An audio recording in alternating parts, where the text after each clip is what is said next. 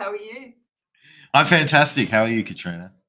I'm fantastic. When you say fantastic, it makes me feel great. So that's why I like asking how you're doing.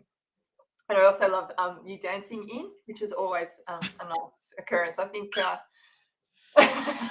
that's my dog Betty, who's Yeah, decided Betty's saying hi. that she hasn't had a walk today, so she's brought the ball in for a toss. Right? So Betty, our honorary board member, will be here today. But welcome, Michael, to the Social Butterfly. Where we go live each week, unpacking everything around business from startup to systems to growing to marketing, sales, strategy, teams, all the things that happen in the middle. Maybe one day we'll talk about exit strategies, but I'm always joined by Michael Clift, my business coach, who is helping you achieve more by doing less by mastering chaos in your business. Hi, Michael. How are you? Fantastic. I'm just so good. So Excited to good. be here. Pumped. Yeah, ready to go. And I'm Katrina from Butterfly Media, and I'm taking social media to sales or helping you sell with social, which is super cool.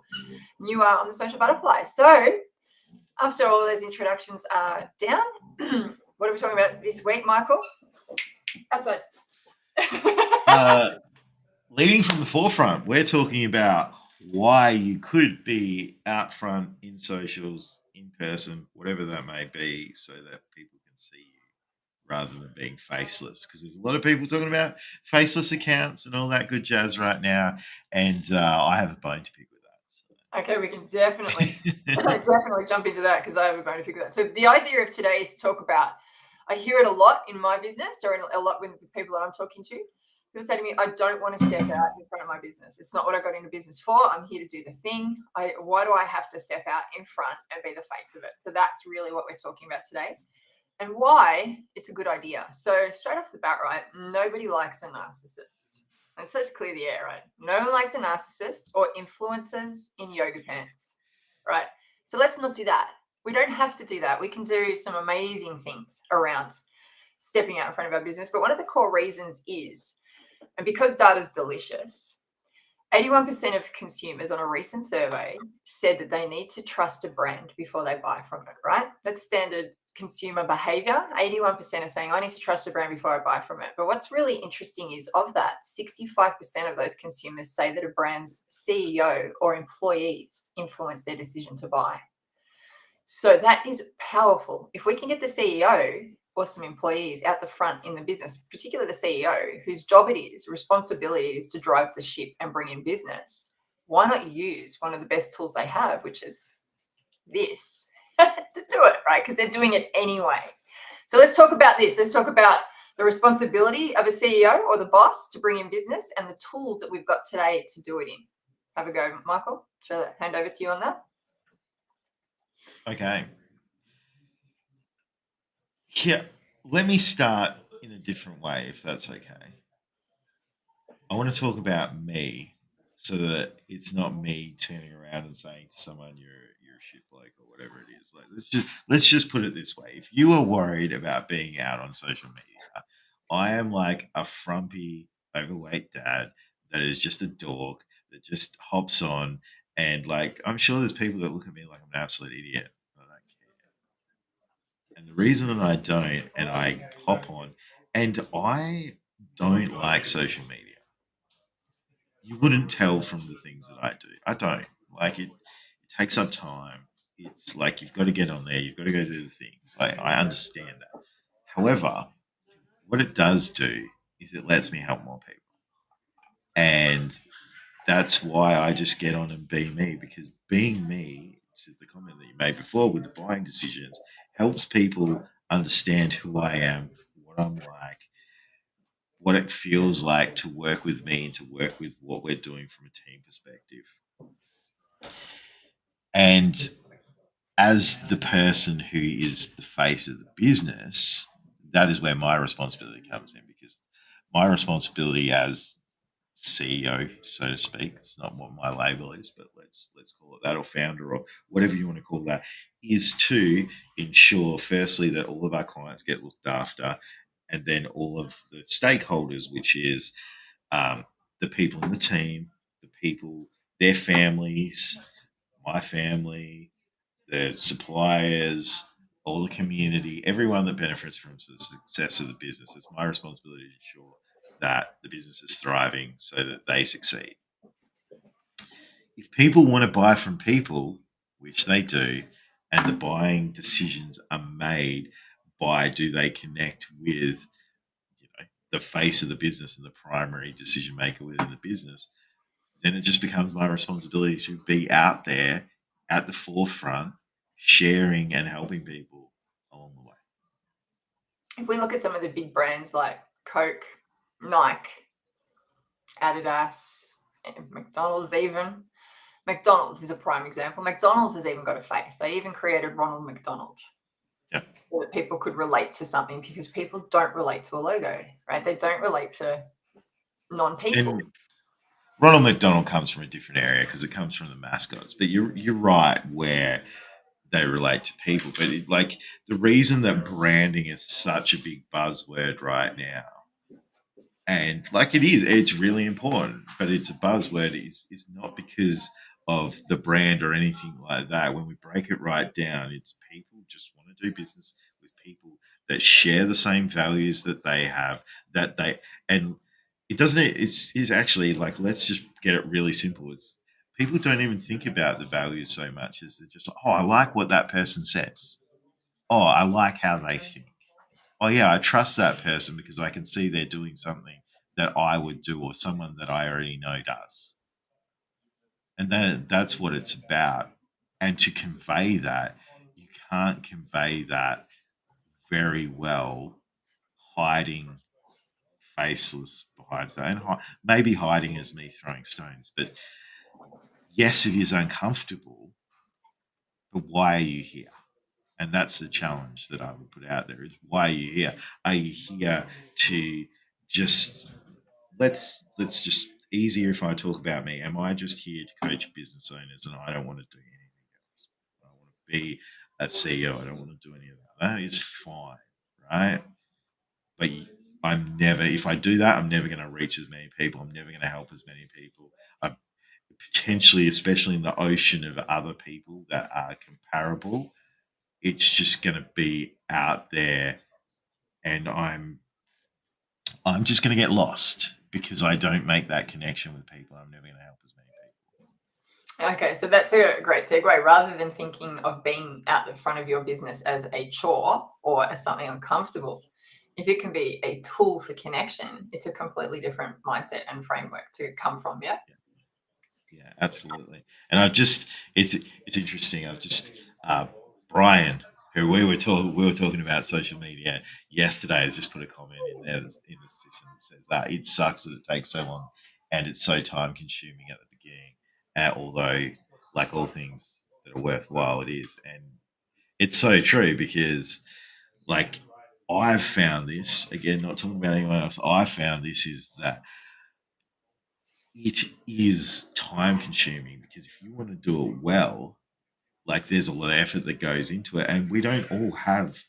Let's use 𝐿𝐼𝐶 as an example because he's one that's very prevalent at the minute that's out there, and he's very open about spending like $250,000 US on doing all the production and having all the things. We don't all have that, and that's okay. So it's just, you don't even have to be out there 24/7. It's just we've got to make it relatable. We've just got to make it easy for you to be able to produce that, so that you're always going to, like, especially if you have discomfort around that, we've got to make it as easy as possible for someone to be able to deliver on that so that they can get out there. I find this super interesting when we start doing social media or start to step out in front of the business, whether it be on social media or whether it be in person. It does take a long time. The start of the business takes a long time to get those wheels turning, right? It's like, it feels like, I remember I was saying it to my uncle, I go, all I'm doing is talking. It's all I feel like I'm doing. I'm just talking. Is anybody going to buy anything? And my uncle said to me, you're going to be talking for 6 to 12 months. Settle in, because what will happen is after a while, those conversations will start to pay and then they'll pay, right? And he was right. So when you do step out in front of the business, it does take a little while at the start. It's like a sales process. You have to like wind the wheel up and then keep at it. And the more you just chip away, like the day you don't prospect is the day that it falls over, right? So that you don't have to create content every day. But if you're showing up consistently on a system that you can handle, eventually it starts to pay because you learn so much from everything. So yeah, it does. It's the same. it's the same with everything. We've just got to be okay and like give yourself the gift of being okay with sucking. Yeah, there's that. Right? Because Right. that's what's going to happen. Like if we went onto, so I didn't start on LinkedIn. Like I was playing on Facebook and Instagram, and I really sort of started finding my voice when I went to LinkedIn. But if we went to my Instagram profile and we scrolled down and looked at like the first 2 weeks of posts and then took it and compared to what I'm putting out now, you'd be like, oh, that's like, So especially you'd look at that and go, did you really do that, Michael? Like, did you really put that out there? is that you? Like, yeah, like what? Yeah. And I just, you've got to find your way and you've got to do the things. And talking, can I share what I was doing with one of my? So I've got group coaching, and I was helping one of my clients in there with how to do their social media in a very easily low time way for them just to get the message out there because they're trying to get clients in. All good to share? Cool. Yeah. You're Sorry, nodding. Not everyone's going to be able to see that. I'm going to do it. Oh, sorry. Yeah, go for it. So what I said is I'm like, okay, here's what we want to do for you is go and write down the 10 biggest problems that your client has or your clients have. Like go and define them and then break it down into 4 key areas of, okay, so this is the problem they have. This is how it's making them feel. This is what working with us on that is going to look like. And then this is the outcome that they have or how they feel at the end. So that we've got the breakdown. And then what I want you to do is go find someone to ask you those questions while you're on Zoom or something like that. And then just answer it in those 4 steps. And then get them to ask the next, like, what happens when this person is experiencing this? Or like when, like, sometimes as business owners, we feel like it's really difficult to be on social media. It's too hard to do, and we don't want to face out there, and we're worried about people thinking how we look and everything like that. What do I do, Katrina? And then Katrina just comes along and goes, okay, so this is how, like, this is why people get stuck, and this is how they're feeling, and this is what it looks like, and this is what we work on with them, and this is the outcome they get. And we do that for 10 things, and it might take half an hour to an hour, right? But we've then just got 10 pieces of content as video form that you don't need to edit them. You just cut them, bang them up like that. They're not perfect, but it doesn't matter because you're answering genuinely from you. Then we can take that, we can put it into something that's going to transcribe it, and then you can go and run the transcription for those key areas through ChatGPT, tweak it a bit with what comes out because you want to tweak it because otherwise you're going to sound like a robot and like everyone else. And then suddenly we've got anywhere from another 10 to 20 pieces of content on top of that. Suddenly you got 30 pieces of content. We got, if you wanted to run content every day, you've got that. If you wanted to run it every 3 days, we've got you like 10 weeks of content. Totally. And then you could just put that on repeat because you'll have new eyes on it if you needed to change it out. So yeah, it's just getting started, isn't it? And just saying, and I think a lot of people are worried about the commitment. A lot of people I speak to are like, how much time do I need to commit to social media? And once when I say social media, so stepping out, right? How much time do I need to commit to this? And once I do, I'm locked in, right? So it's like anything. I say to a lot of people, you open your doors at 9 a.m. So you choose a time to do your marketing and you just do it. It's just a part of your day. We just need to remember our roles in the business, right? So like, we're not an influencer. No, we're a business owner, we're a founder, we're a director, we're a CEO, we're like whatever that role is, that like, so do we want to have that face? Absolutely. But we don't want to be tied to content creation for 20 to 30 hours a week because you never get the thing done. And like, I see this a lot, especially when businesses are smaller and they might have, anywhere from 1 to, let's call it 5 people. Bless you. Anywhere from 1 to 5 people. What happens is the owner gets like married to social media, and they're there and they're just like social media, right? and it stops the business from functioning. Or if it Yeah. is functioning, it's not functioning in the right direction. Things are like there's decisions that are getting made without them by people that are not equipped to make those decisions because we haven't empowered them to be able to do that. We haven't given them the support or the training or anything like that. And it's negatively impacting the business. And it's also Yeah.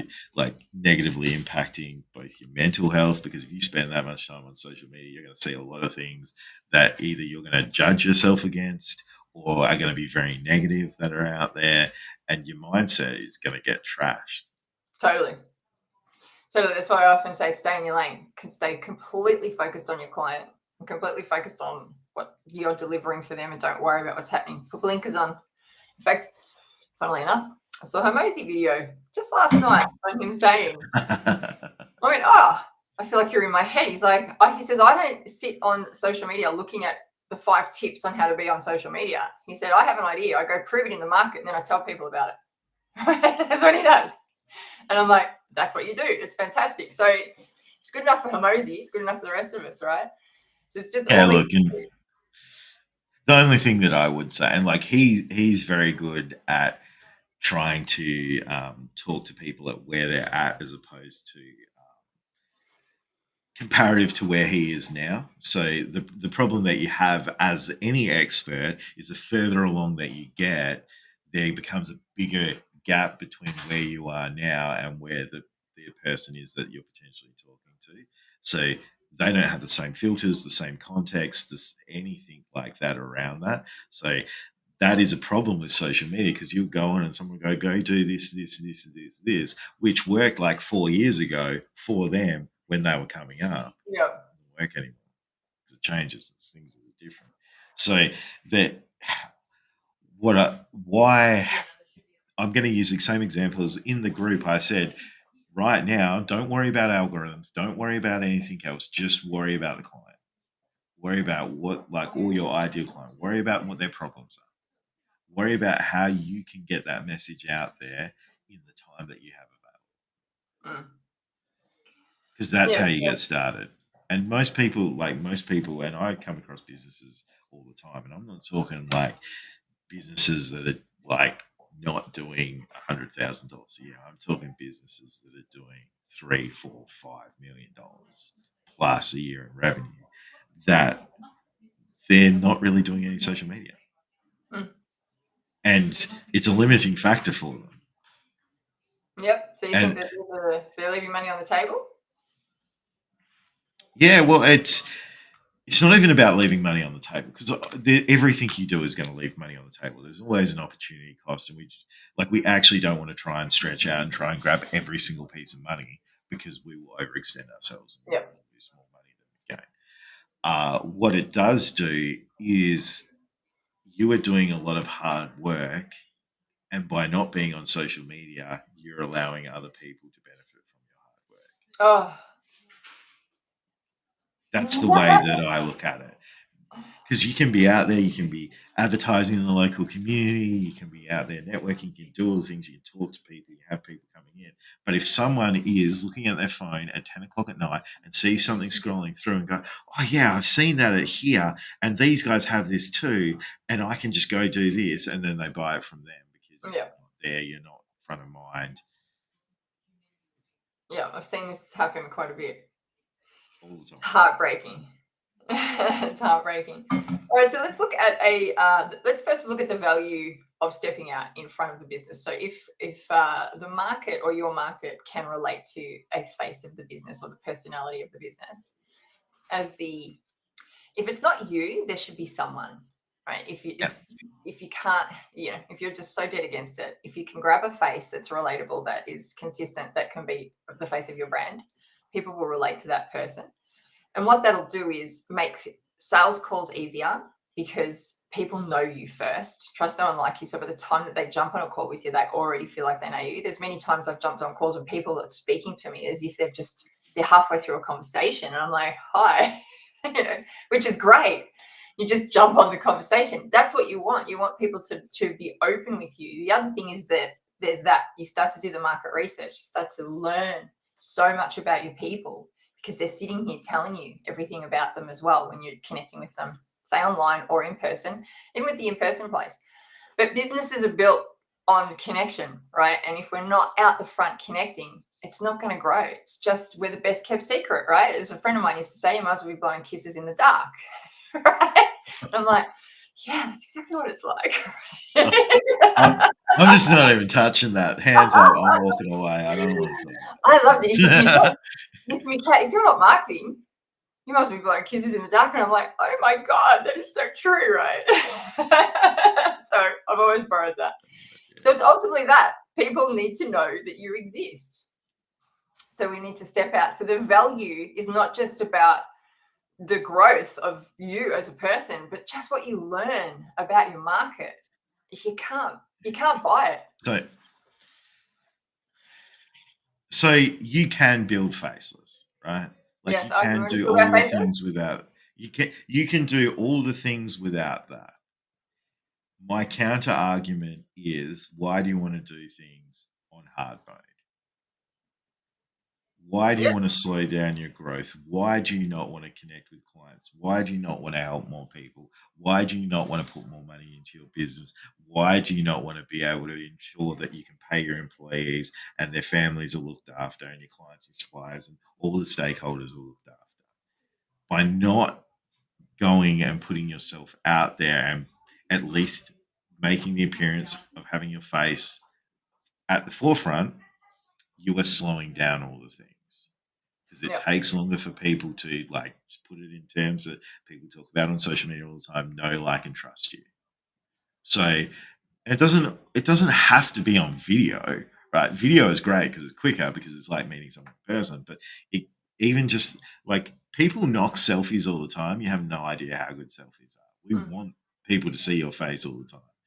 Like, I've put up the stupidest pictures of me making dumb faces. I don't know that you've done any, People love it. puckered lips or anything like that, which is what we tend to talk about with selfies. Or maybe you have. I don't think I've seen any of those though. Have you not seen some of my selfies where I'm like screwing up my face and making dumb photos? Yeah. Yeah. And I know, like, I feel like transparency. I feel stupid doing it.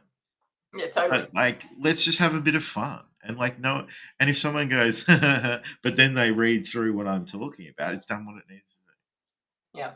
So let's talk about two last things then. We'll talk about the fear of it and overcoming it and making it about them, not about you. And then a bit of a system for busy people to tap into. So let's go fear of doing it first, or the uncomfortable more so. Okay. From what I have experienced, the fear comes from a place of, okay, I'm putting myself out in the public domain. People are going to be judging me. Yep. So, and the first thing is, that am I good enough? How do I look like this? Like, I mean, I can understand why, like, people feel that way. You go on social media, it's filled with people that have got airbrushed photos that are on there, and like, it just like spending hours doing their makeup, doing all the things so they can be on social media, and not just girls, guys as well, or like being in front of a Lambo or whatever to try and make everything look perfect, right? So I get why you might feel like, oh, maybe it's not that, like, I should be on there, but you just got to make it not about you. The other part too is, people aren't necessarily scared of failure, but they are scared of failing in public. You're right. And if you go and put yourself out there and then something doesn't work, that is too much for a lot of people. You're right. Not everything is going to work. That is a reality. So like, at some point it is going to fail, and just be okay with that. There's a great comeback story. Yeah. Everything that I do works like that. This reminds me of an entrepreneur, actually. Funnily you say that. She has a massive following on Instagram. Huge. She's got 1 million followers now. And she dropped some content a couple of years ago. I'll never forget it. And it just shifted her market. And she lost 200,000 followers in the space of 2 days just by this content she put out. And she started to sort of get political rather than stay in her lane. And it just dropped, right? And the minute she went to put content back out again, the audience just attacked her. around what she'd done, right? And so she had to incrementally start to drop content back into that feed, right? And I was just watching how she was doing it, how she was going to handle this, what was going to happen, because it could have annihilated her business. There were suppliers and sponsors that just pulled out of deals from her left, right, and center because, you know, everything was just going bad all of a sudden. I'm like, wow, how's this going to go, right? And every time she went to make a post, the audience just attacked her. It was too early, too soon. She had to sit it out, right? And I thought, how's this going to go? So 2 years later, so at that stage, she had like 900,000 followers. Now she's gone back up to the million. She probably got more. And she's gone completely in her lane, stays in that conversation that she was originally about and went back serving the audience and has now flourished because of it, right? So she rode the storm, realigned, got her messaging right again, and stayed in with where she originally was that her audience loved her for. And now she's flourishing again. That is something that I've got, you know, so much respect for the way that she's done that and just being able to watch that journey. And it's like, yeah, sometimes it doesn't work and you've got to ride it, right? Here's the thing too, is that the majority of people that are going to listen to this are not going to have 1 million followers. Oh, you know, but I'm just no, but what I'm saying is, like, that could be a really scary thing if you've got like hundreds of thousands of people going like, you're terrible, you suck, this is horrible, like that would not feel great, right? Like most people, it's just not even going to be close to that. It's not even going to be 10% of that. Yeah, right. Right? So that is not a reality for most of us. No, it's not even that I'm saying that, as I'm like, use that as okay, like I'm never going to get in front of enough people that it's actually going to matter if I make a mistake. Got it. That's where I'm going. All right. So fail, because that's okay. No one's going to say. Yeah, it's and if everyone else there is doing the thing as well, it's like, you know, I have conversations with people, and because I've seen behind the scenes of a lot of businesses, and I'll go start talking to someone, I'll ask someone some questions. I'm like, cool, you don't have any clients. You got 50,000 followers on LinkedIn, but you have no clients. Yep.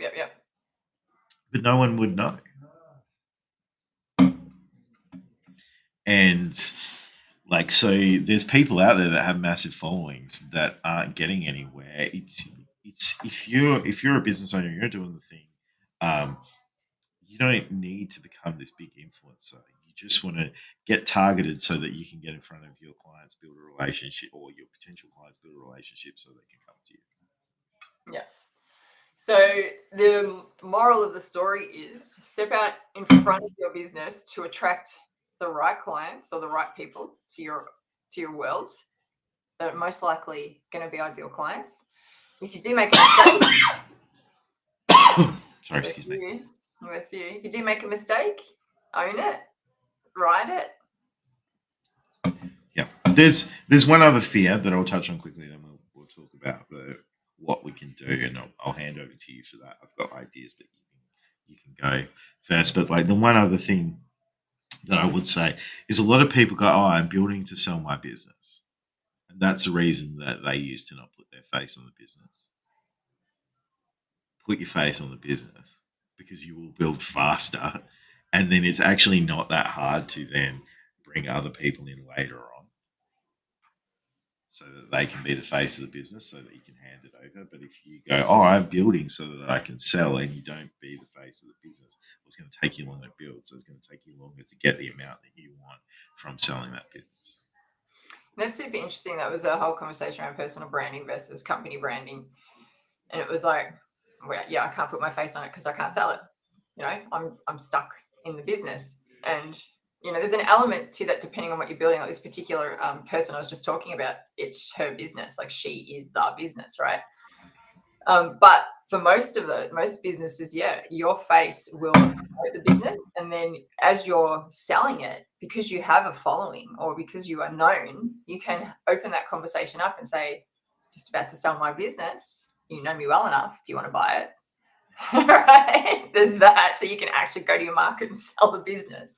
Or you can at least bring them on the conversation, say, so excited, got the new owner, meet them, and you just bring people along the journey. It's before that even. Like you can just start bringing other people in. Like you can have like depending on how big the business is, you could have your marketing or your chief marketing officer that can become the face of that, or your whoever your salesperson is, or your CEO, or whoever that is, when you're looking to, because if you're going to sell a business, for the most part, if you're going to sell it for enough that is going to, like, you can retire on, the structure as a general rule needs to be in place so that someone can buy it and it operates for itself. So you're already going to have the people in there that can go and be the face of the business. So it's just a transition of introducing them in. So, like, if it was 5 years, I'm going to sell, 3 years, you're the face, and the next 2 years is just transitioning into those people being the face of the business. Yeah, perfect. Was that all we're going to talk about? Was there something else there in your thinking? So, you mentioned we were going to give people the path that they can, like, what are easy ways that they can do it for themselves now. Yeah, so I always have a system. Everyone knows my system. I can share it in a second. Have you got anything that you'd like to suggest, Michael? Gary V made this, like, famous, right? Let's put it that way. And it's coming back a lot more again. It's sort of dwindled off, but like the vlogging style things of, let's just document what we're doing, what we're talking about, the challenges we're having, how we're helping clients. If you're documenting rather than trying to just create stuff, that is a lot easier. It's also more real, and people are out there, and authenticity is becoming a buzzword again, but for a reason. People want to do business with people. They're sick of the slick makeup, curated photos, the Instagram panels are right, and everything's curated in camera and stuff like that. It still works, but like that compared to a video of you at an event talking about what you're doing there and what's happening and what you're learning and how that's helping your customers, or you with a customer with your phone sideways like this doing a testimonial, like that stuff is real and people are looking for it. Yeah, very much so. It's fantastic. I often lean into posting with purpose system Monday, Wednesday, Friday as a simple step for people to do. Monday's education, Wednesdays are stories, Fridays are sales, week in, week out.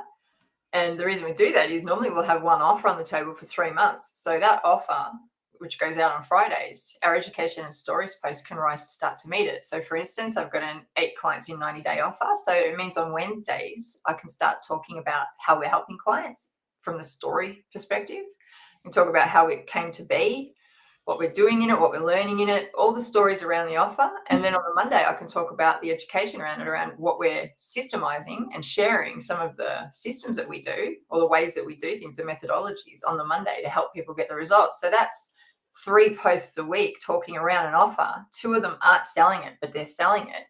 It's getting it known out in the market, and it's keeping you focused on the client the whole time.